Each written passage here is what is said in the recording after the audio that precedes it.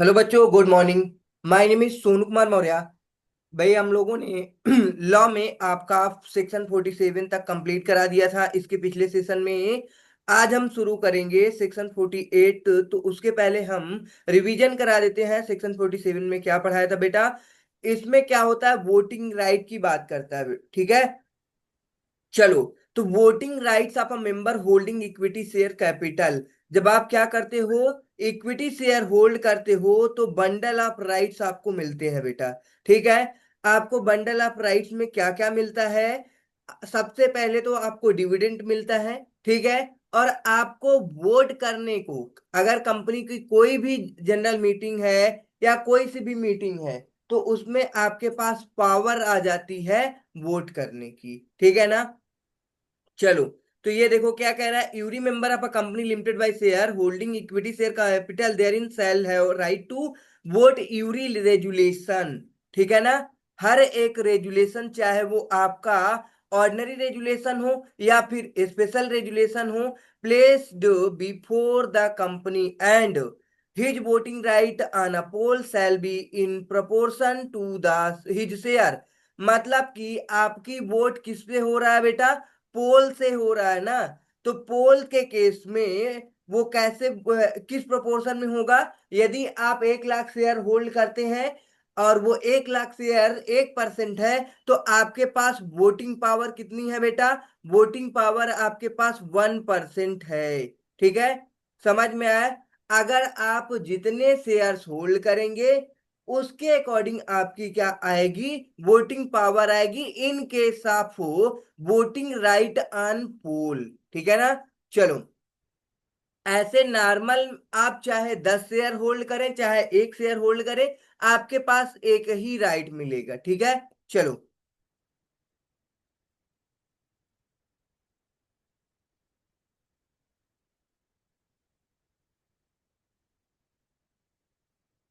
अब देखो, voting rights of a member holding preference share हमने बताया था बेटा।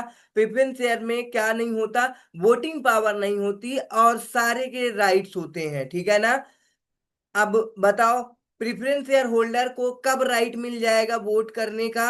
उसके हमने केस बताए थे बेटा, 2-3 केस बताए थे, आई होप याद होगा आपको। पहला केस बताया था बेटा, यदि अगर कंपनी क्या कर रही है, directly affect the right attach to his preference shares. ठीक है। प्रेफरेंस शेयर्स के राइट में किसी भी प्रकार का क्या होता है? अफेक्ट होता है। तो ये प्रेफरेंस शेयर होल्डर को क्या मिल जाता है बेटा? बताओ। वोटिंग पावर आ जाती है उनके पास। चलो, पहला केस क्या है? अगर प्रेफरेंस शेयर होल्डर्स के राइट में किसी भी प्रकार का इफेक्ट डालते हो तो। दूसरा केस क्या होता है बेटा? यदि कंपनी वाइंडिंग अप होती है, कंपनी अब क्या हो रही है? बंद हो रही बेटा। बंद हो रही है, तो भाई आप अपने प्रेफरेंस शेयर होल्डर को भी बुलाओगे और उसमें उनको वोट करने के लिए शामिल करोगे। चलो, आगे क्या है बेटा?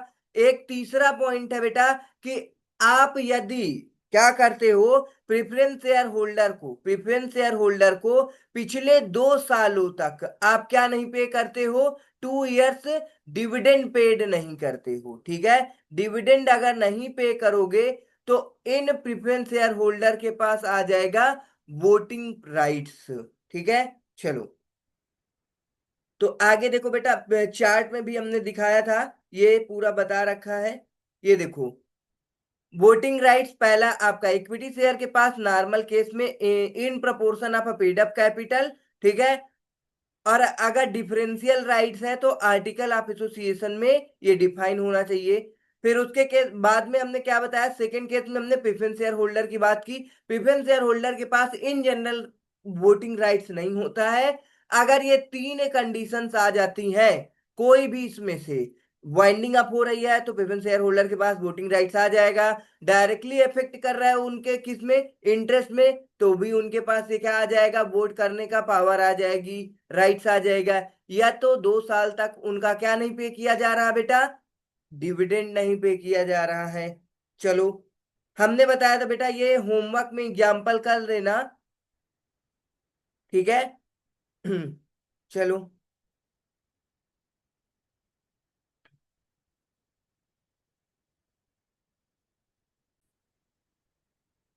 हाँ, अब आगे आपका नेक्स्ट सेक्शन है बेटा, variation of share holders and right, section 48। अब वेरिएशन ऑफ शेयर होल्डर्स के राइट में इसका क्या मतलब है? चलो, अभी हमने बताया कि अगर आप क्या हो, कंपनी के शेयर होल्डर हो, या फिर आप क्या करते हैं, इक्विटी होल्ड करते हो, तो आपके पास बंडल ऑफ राइट्स आ जाते हैं बेटा। अब बंडल ऑफ राइट्स में किसी भी प्रकार के राइट्स में क्या किया जा रहा है, कंपनी के द्वारा वेरिएशन किया जा रहा है, चेंज किया जा रहा है बेटा। ठीक है, चेंज किया जा रहा है, तब सेक्शन 48 लगेगा कि, तो आपके पास ऐसे ही नहीं कंपनी क्या कर सकती है, वेरिएशन कर सकती है, उसके लिए कुछ कंडीशंस है बेटा। तभी कोई कंपनी क्या कर सकती है, शेयर होल्डर्स के राइट्स में वेरिएशन कर सकती है, चेंज ला सकती है। चलो पढ़ो बेटा, रीड करो इसे।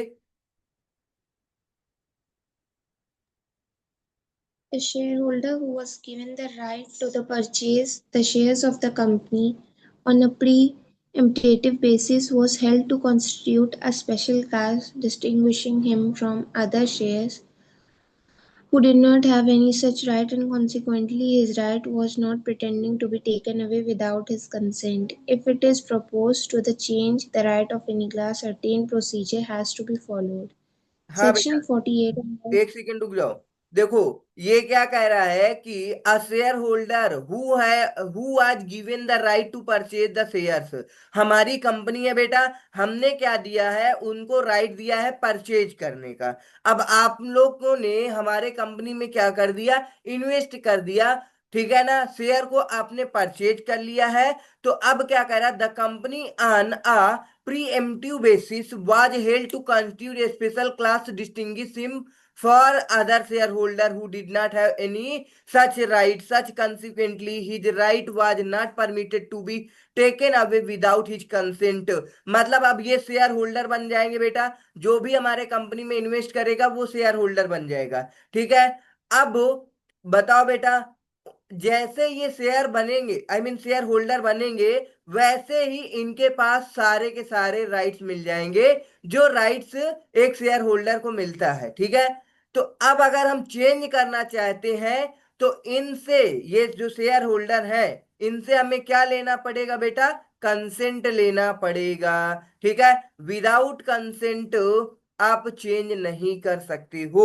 If it is propose to be change the rights of any class, any class का मतलब क्या होता है बेटा, एनी क्लास का मतलब होता है कि आपके अलग अलग क्लास ऑफ इक्विटी शेयर्स होता है और प्रीफरेंस शेयर्स होता है। तो एनी क्लास का मतलब ये है, certain procedure has to be followed.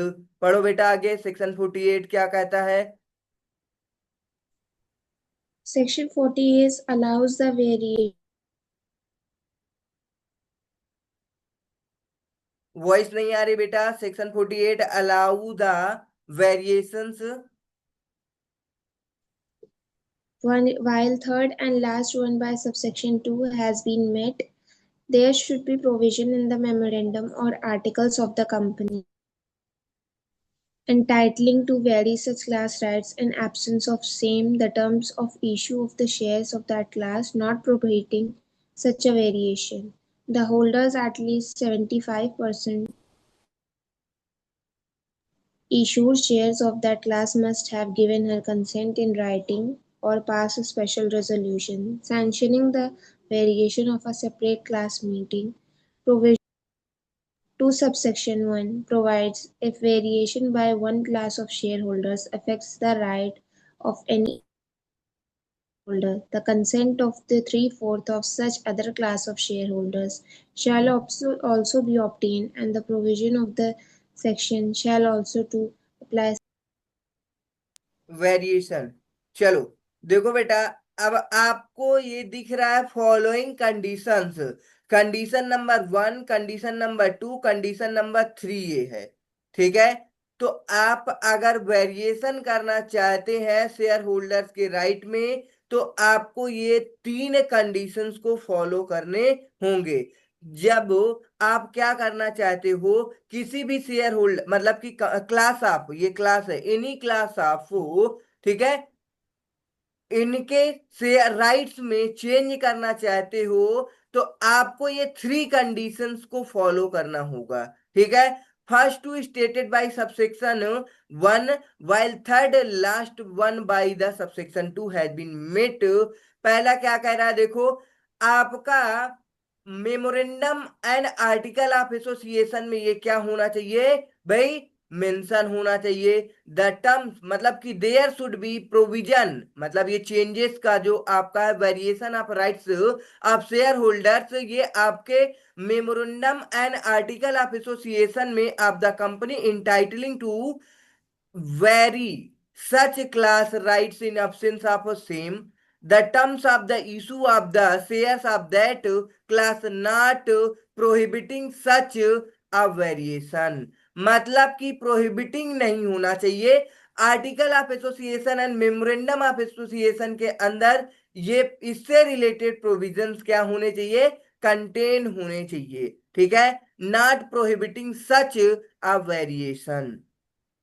Second आपका देखो क्या है बेटा, second conditions, the holders of at least 75% of the issue shares of that class must have give their consent in writing.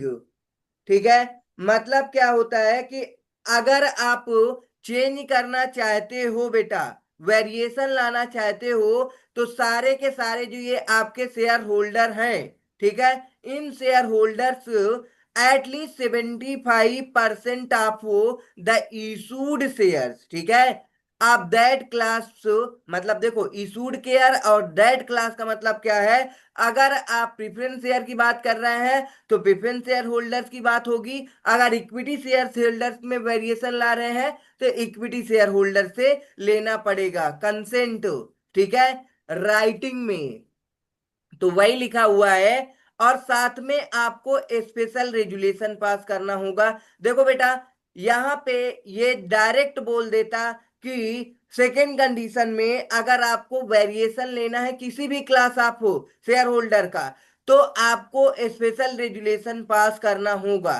केवल ये लाइन लिखने पे ये पूरी लाइन कंप्लीट हो जाती है बेटा। मतलब स्पेशल रेजुलेशन में क्या होता है, आपका 70% वोटिंग क्या होनी चाहिए, फेवर में होना चाहिए, तभी आप वो क्या कर सकते हैं, कोई भी चेंजेस कोई भी कॉन्ट्रैक्ट करना है और उसके लिए आपको क्या करना होता है बेटा, बताओ, स्पेशल रेजुलेशन पास करना होता है, तो आपको 75% वोटिंग फेवर में होना चाहिए। ठीक है, चलो, तो अब देखो ये पढ़ लो, वही लिखा हुआ है, कह रहा है the shareholder of at least 75% of the issued shares of that class must have give their consent in writing or pass. देखो आर लिखा हुआ है, आर का मतलब चाहे ये लिख देना बेटा आप, चाहे ये लिख देना कि पास है special resolution sanctioning the variation at a separate class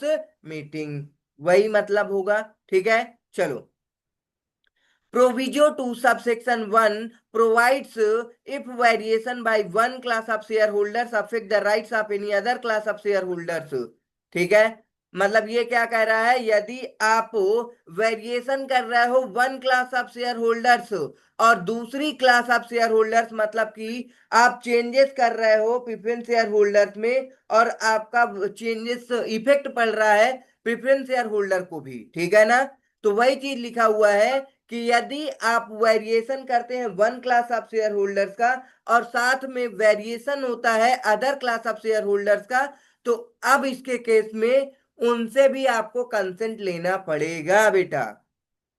मतलब ये समझ आया, जैसे कि एग्जांपल लेते हैं, आप क्या कर रहे हो, इक्विटी शेयर होल्डर्स के राइट में चेंजेस ला रहे हो, ठीक है, इक्विटी शेयर होल्डर्स के राइट्स में चेंजेस ला रहे हो, वेरिएशन ला रहे हो, ठीक है, और अब डायरेक्ट आप इक्विटी शेयर होल्डर्स के राइट में वेरिएशन करना चाहते थे, और वेरिएशन किस में हो गया बेटा, प्रेफरेंस शेयर होल्डर्स के राइट में, प्रेफरेंस शेयर होल्डर्स के राइट में। ठीक है, तो अब आपको क्या करना होगा, केवल इक्विटी शेयर होल्डर से मतलब कि 75% कंसेंट नहीं लेना, और साथ में क्या लेना है, प्रेफरेंस शेयर होल्डर से भी लेना है। वो कितना लेना है बेटा, 3/4। ठीक है, 3/4। ओके चलो पढ़ते हैं क्या लिखा हुआ है। Proviso to subsection 1 provides if variation by one class of shareholder, मतलब इक्विटी शेयर होल्डर आपकी one class of shareholders हो गया मान लो, affect the rights of any other class मतलब प्रेफरेंस शेयर होल्डर्स। ठीक है, the consent of 3/4 of such other class, ये जो अदर क्लास है बेटा इससे भी कंसेंट लेना होगा, वो भी 3/4 of such other class of share holder. ये 3/4 बेटा आपका 75% ही बनता है। ठीक है ना, केवल लिखने का तरीका अलग अलग है, बस और कुछ नहीं है। ठीक है, shall also be obtained and the provisions of this section shall apply to such variation। ठीक है, चलो दो कंडीशन आपको आई होप समझ में आ गया होगा बेटा।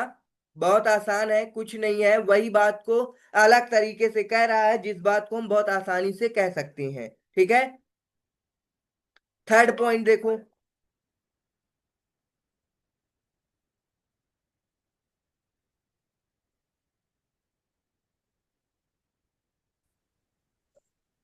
हाँ बेटा, तो अब आपकी ये थर्ड कंडीशन है। दो कंडीशन हमने बता दिया है। पहली कंडीशन हमने आपको चलो आगे थर्ड बता देते हैं, फिर तीनों को रिवाइज करा देते हैं। थर्ड कंडीशन क्या है, the holders of at least 10% of shares of that class who did not consent to or a vote in favour of the resolution may apply to tribunal and then variation shall not take effect unless and until it is confirmed by the tribunal। देखो बेटा, अभी आपको हमने क्या बताया, अगर आप variation करना चाहते हैं, चेंज करना चाहते हैं, तो आपको क्या करना पड़ता है। सेकेंड कंडीशन में हमने बताया था, पहली कंडीशन में बताया ये कि ये चीज आपके एमओए और एओए के अंदर मेंशन होनी चाहिए, इससे रिलेटेड प्रोविजंस। सेकेंड पॉइंट में हमने बताया कि आप अगर वेरिएशन कर रहे हो, जिस क्लास ऑफ में मतलब वो क्लास ऑफ शेयर होल्डर का वेरिएशन कर रहे हो, उस क्लास ऑफ शेयर होल्डर से आपको at least at least 75% vote in favour होना चाहिए, इन फेवर होना चाहिए। ठीक है, तो अब देखो बेटा, तीसरी कंडीशन क्या कह रहा है बेटा, जो आपके 25% बेटा आपके क्या रहेंगे, अगर 75% फेवर में रहेंगे तो आपके 25% क्या होंगे।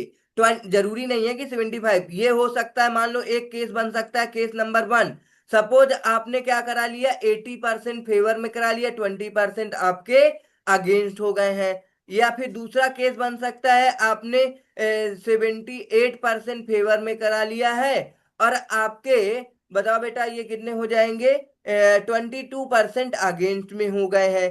तो इस तरीके से मतलब कि एटलीस्ट 75% ज्यादा हो सकते हैं। ठीक है, तो अगेंस्ट वाले जो शेयर होल्डर है बेटा, उनसे आपको क्या करना पड़ेगा, अगर वो जो अगेंस्ट है कि भाई हमको वेरिएशन में चेंजेस नहीं लाने हैं, हमारे मत लाओ, हमें नहीं पसंद, या जो भी चीजें हैं वो आपके अगेंस्ट हैं। ठीक है ना, तो अब ये क्या करेंगे बेटा, अगर ट्रिब्यूनल के पास जा करके 10% पूरे शेयर होल्डर क्या करते हैं, एटलीस्ट ट्रिब्यूनल कंपनी के, भाई अगर कोई भी केस है सबसे पहले ट्रिब्यूनल के पास जाता है। ठीक है, तो ये क्या करेंगे, ट्रिब्यूनल के पास अगर जाते हैं कि हमारे वेरिएशन में चेंज कर रहे हैं, हमने अपना कंसेंट नहीं दिया है, तो अब ट्रिब्यूनल डिसाइड करेगा कि भाई कंपनी में वेरिएशन करना चाहिए या नहीं करना चाहिए। ये कौन कंफर्म करेगा बेटा, आपका ट्रिब्यूनल कंफर्म करेगा।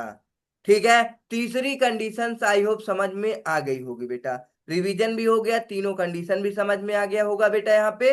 चलो ओके, अब आगे देखो, कह रहा procedural aspect for confirmation from tribunal. अब ट्रिब्यूनल से कंफर्मेशन का क्या प्रोसेस होगा बेटा, वो देखो लिखा हुआ है यहाँ पे। कह रहा है an application should be made with in 21 days. मतलब जो आपके अगेंस्ट में है, जो लोग आपके अगेंस्ट में है बेटा, वो लोग क्या करेंगे, ये 10% है, कितने, 10%, वो क्या करेंगे भाई, at least 21 days, within 21 days of the consent or resolution. जब यहाँ पे क्या हुआ है, चेंज करने के लिए कंपनी में रेजुलेशन हुआ है, लोगों ने 75% से ज्यादा कंसेंट दे दिया है। अब उसमें से जो लोगों ने कंसेंट नहीं दिया, उनको लगता है कि भाई हमारा राइट चेंज हो जाएगा, क्योंकि वो लोग क्या हो चुके हैं, एसआर पास हो चुका है। तो ये क्या करेंगे, अपने किनके पास जाएंगे बेटा, बताओ, ट्रिब्यूनल के पास जाएंगे। तो ट्रिब्यूनल के पास जाने के लिए कुछ टाइम पीरियड होगा। मतलब कि अब जैसे ही जनरल मीटिंग कंसेंट लेने के लिए होती है, उसके 20 दिन के मतलब 21 डेज के अंदर अंदर, विद इन 21 डेज आपको क्या करना होगा बेटा, बताओ, एप्लीकेशन देना पड़ेगा। ठीक है, application should be made within 21 days of the date of consent or resolution. It can be made by one or more of their number, as they may appoint in writing on behalf of the shareholder entitled to make the application. ठीक है, sub section 3 provides कर रहा है the decision of the tribunal have the binding effect upon share holders of the class.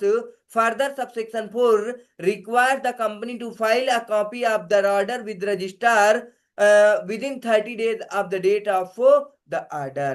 ठीक है, चलो समझ में आ गया बेटा। ओके, तो ये प्रोसेस होगा। अगर कोई भी अगेंस्ट में है, तो वो लोग एप्लीकेशन देंगे, तो कितने दिन में देंगे। ठीक है, ये सारा सब कुछ। ये देखो बेटा, एक एमसीक्यू दे रखा है यहाँ पे। एमसीक्यू में क्या कह रहा है आपका, डीबीएस केमिकल लिमिटेड है, बीटीएस तो नहीं है, डीबीएस है। हाँ बेटा, देखो बेटा ये क्या दे रखा है, DBS chemicals limited issue ordinary share of a different classes.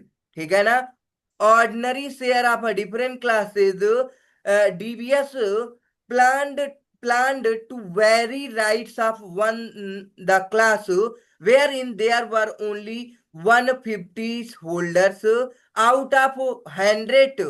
देखो बेटा, एक कंपनी है जो कि डीबीएस है, केमिकल है। ठीक है, डीबीएस केमिकल लिमिटेड आपकी क्या है, कंपनी है। अब इसमें आपका क्या हो रहा है, इशू ऑर्डिनरी से डिफरेंट क्लास वेरी राइट्स, उन इनके मतलब जो भी इनमें कितने शेयर होल्डर्स हैं, 150 शेयर होल्डर्स हैं। ठीक है ना, शेयर होल्डर्स हैं। तो अब 150 शेयर होल्डर्स हैं, और इनके राइट्स में क्या किया जा रहा है, वेरिएशन किया जा रहा है बेटा। ठीक है ना, वेरिएशन। अब देखो, 100 आउट ऑफ, अच्छा, यहाँ पे हमने 150 लिख दिया बेटा, यहाँ पे 105 है।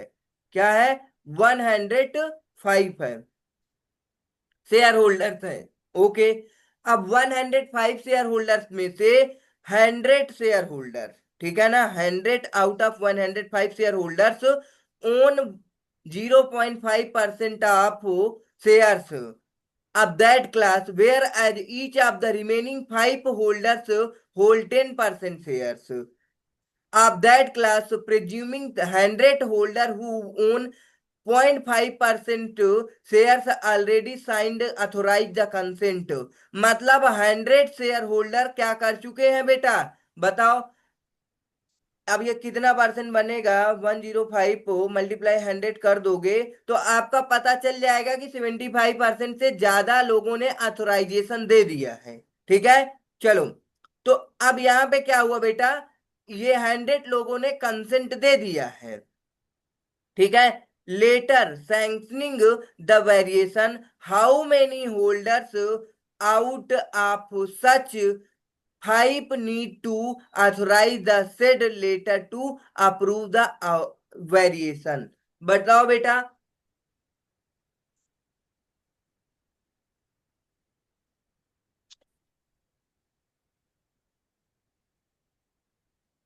हाँ बेटा, तो इसको क्या देखना है, क्वेश्चन में आपका जो दे रखा है, इसमें बस ये बात देख ध्यान रखनी है बेटा, जो आपका 75% इशूड शेयर होल्डर्स होना चाहिए, ना कि 75% होल्डर्स।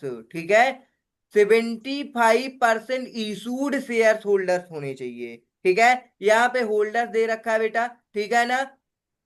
ओके, ये देखो,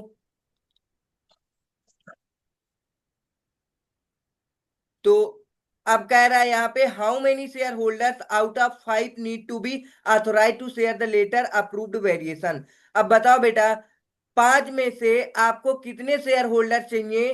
तो अब बताओ, 5 में से कितने शेयर होल्डर्स का अप्रूवल चाहिए? बताओ, जो 50%, 75% से ज्यादा हो जाए, निकाल लो। तीन, 3.75 शेयर होल्डर। ठीक है, और ऑलरेडी इनके पास कितना है? बताओ, 0.5% है। तो 3 शेयर होल्डर्स और दे देंगे तो हो जाएगा बेटा। ठीक है, इसका परसेंट निकालो कितना बन रहा है। 3 शेयर होल्डर्स, 3/5 60%। ठीक है, और 0.5% ये ऑलरेडी होल्ड रखे कर रखे हैं। तो 3 शेयर होल्डर